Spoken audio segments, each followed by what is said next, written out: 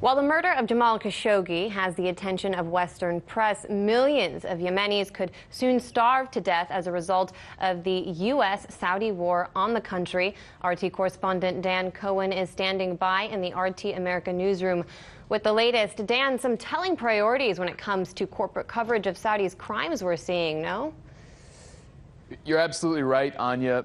Back in April, the United Nations warned that Yemen is the world's worst humanitarian crisis, and since then it's only continued to exacerbate. UN humanitarian chief Brent Lowcock said on Tuesday that the previous figure he gave in September of 11 million Yemenis facing starvation was actually an underestimate.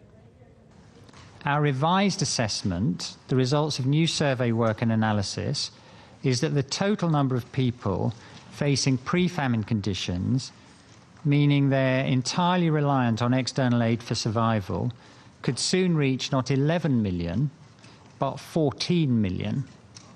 That's half the total population of the country.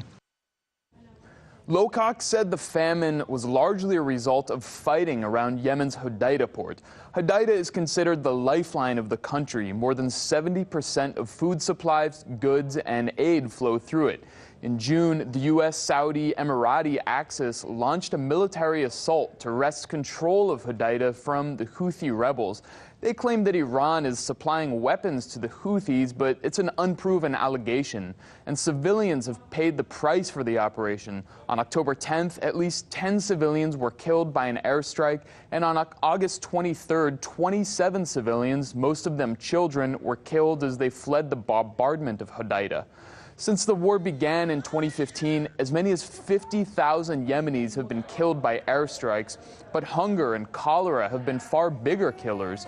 In November 2017, UNICEF reported that 130 Yemeni children die from starvation and disease every day.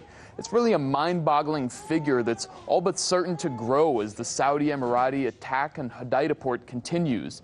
And while some thought that the murder of Washington Post contributor Jamal Khashoggi inside the Saudi consulate in Istanbul would bring the crisis in Yemen into the Western media spotlight, so far that hasn't been the case. For In Question, Dan Cohen, RT.